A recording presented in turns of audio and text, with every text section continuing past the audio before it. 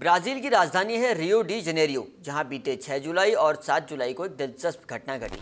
दरअसल वहां पर ब्रिक्स सम्मेलन हुआ, जिसमें ब्राजील, रूस, भारत, चीन और दक्षिण अफ्रीका शामिल है। लेकिन जब इन देशों के 2 दिवसीय शिखर सम्मेलन में चीनी राष्ट्रपति शी जिनपिंग नहीं पहुंचे, तो ये बात कई अटकलों को जन्म दे गई। कहा जाने लगा कि जिनपिंग की उनकी सत्ता पर पकड़ कमजोर हो गई है, और दुनिया में हो रही इतनी सारी उथल पुथल के इस बीच चीनी राष्ट्रपति लंबे वक्त से दिखे भी नहीं है, जिसके बाद से उनको लेकर कई तरह के सवाल भी दुनिया भर में हैं। आज के जनसत्ता मुद्दा समझे एक्सप्लेनर में पूरा मामला समझने की कोशिश करेंगे।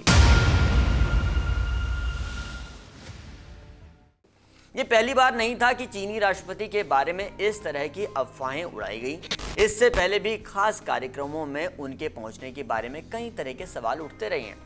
शी जिनपिंग को लेकर जब अटकलों का बाजार गर्म हुआ, तो कहा जाने लगा कि चीन की सत्ता से उनकी विदाई हो सकती है। शी जिनपिंग चीन को हर बार अमेरिका के खिलाफ विकल्प के रूप में पेश करते आए हैं। ऐसे में उनका ब्रिक्स सम्मेलन में ना आना यह बताता है कि चीनी राष्ट्रपति ने सबसे अहम इवेंट में अपने देश का प्रतिनिधित्व नहीं किया। ऐसा क्यों? इस पर कोई डिप्लोमेसी की बात कहता है, तो कोई ये भी कहता है कि चीनी सरकार में अब जिनपिंग से नाराजगी चल रही है। नेशनल यूनिवर्सिटी ऑफ सिंगापुर के एसोसिएट प्रोफेसर चोंग जा इयान ने इस मामले पर कहा कि जिनपिंग के लिए ब्रिक्स शायद उनकी सबसे बड़ी प्राथमिकता नहीं है, क्योंकि वो चीन की घरेलू अर्थव्यवस्था को आगे बढ़ाने पर फोकस कर रहे हैं। उन्होंने कहा कि बीजिंग को इस साल के शिखर सम्मेलन में बड़ी सफलताओं की उम्मीद भी कम ही रही। इंडियन एक्सप्रेस की एक रिपोर्ट में शी जिनपिंग के ब्रिक्स शिखर सम्मेलन में शामिल नहीं होने की वजह पर लिखा गया कि आधिकारिक तौर पर जिनपिंग के चीनी राष्ट्रपति के तौर पर 12 वर्षों में पहली बार इस कार्यक्रम में शामिल न होने के लिए उनके शेड्यूल का हवाला दिया गया। हालांकि साउथ चाइना मॉर्निंग पोस्ट की एक रिपोर्ट में तैयारियों में शामिल लोगों का हवाला देते हुए कहा गया कि ऐसा इसलिए हुआ क्योंकि शी ने हाल ही में ब्राजील के राष्ट्रपति से मुलाकात भी की थी।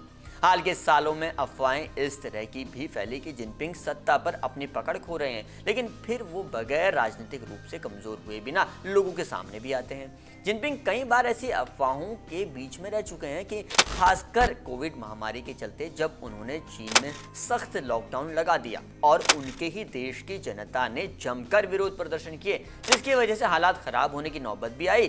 खैर, इसके बाद कोई बड़ा राजनीतिक बदलाव वहां देखने को नहीं मिलता है। अंग्रेजी अखबार है द टेलीग्राफ में प्रकाशित एक रिपोर्ट आती है जिसकी हेडिंग थी शी जिनपिंग की घटती शक्ति। दरअसल इसमें ब्रिटिश चीनी विशेषज्ञ और पूर्व राजनयिक कैरी ब्राउन ने सत्ता परिवर्तन के सामान्य संकेतों की ओर इशारा किया है। अगर एक नजर जिनपिंग के पीछे के दिनों पर डालें तो समझ में यही आता है कि 2022 में शी को चीनी कम्युनिस्ट पार्टी के महासचिव के रूप में चुना गया। देश में सबसे महत्वपूर्ण राजनीतिक पद, एक अभूतपूर्व तीसरे 5 साल के कार्यकाल के लिए। इसका मतलब है कि वो कम से कम 2027 तक तो इस पद पर बने रहेंगे, यानी चीन के राष्ट्रपति के पद पर। लेकिन चीन में अंदर खाने भी कुछ चल रहा है। ऐसा इसलिए क्योंकि ये जिनपिंग की घटती शक्ति के जैसी अफवाहें चीन में 2 वरिष्ठ सैन्य नेताओं को हटाए जाने के बाद भी आती है। उनमें से एक मियाओ हुआ है जो चीन में आर्मी से सीधे तौर पर जुड़े थे, दूसरा केंद्रीय सैन्य आयोग के सदस्य थे। हालांकि इसके बाद भी कुछ आंतरिक समस्याओं के सिग्नल मिलने लगते हैं, खासकर चीनी सेना में बड़े लेवल पर भ्रष्टाचार से जुड़े मामले। लेकिन फिर इसका तो ये मतलब भी निकलता है कि जिनपिंग अभी भी प्रमुख नेताओं को हटाने की शक्ति रखते हैं। ये सब बातों से सीधे तौर पर यह समझ आता है कि चाहे चीन में अंदर खाने कुछ भी चल रहा हो, लेकिन वो अब वैश्विक स्तर पर भी दिख रहा है, क्योंकि ब्रिक्स सम्मेलन में चीनी राष्ट्रपति का न पहुंचना ग्लोबल व्यापार के लिए एक मैसेज हो सकता है। फिलहाल ब्रिक्स सम्मेलन में न पहुंचने वाले जिनपिंग अकेले नहीं थे, बल्कि उनके करीबी रूस के राष्ट्रपति व्लादिमीर पुतिन भी इसमें हिस्सा नहीं लिया। उन्होंने वीडियो लिंक के जरिए इसमें भाग लिया। 2012 वो साल है जब चीन की सत्ता में आने के बाद ये पहली बार होगा जब राष्ट्रपति शी जिनपिंग ब्रिक्स शिखर सम्मेलन में शामिल नहीं हुए। जानकार ये मानते हैं कि शायद ब्रिक्स शी जिनपिंग की टॉप प्राथमिकताओं में नहीं है। वो अपनी घरेलू अर्थव्यवस्था को संभालने पर ज्यादा जोर दिखा रहे हैं। साथ ही कई जानकार ये भी मानते हैं कि जिनपिंग को इस साल के ब्रिक्स सम्मेलन से कोई बहुत ज्यादा उम्मीदें नहीं थी। जनसत्ता मुद्दा समझे में अगला वीडियो आप किस पर देखना चाहते हैं, ये विषय हमें लिखकर बताइएगा कमेंट बॉक्स में। मेरा नाम है मनोज, जुड़े रहिए जनसत्ता के साथ। शुक्रिया।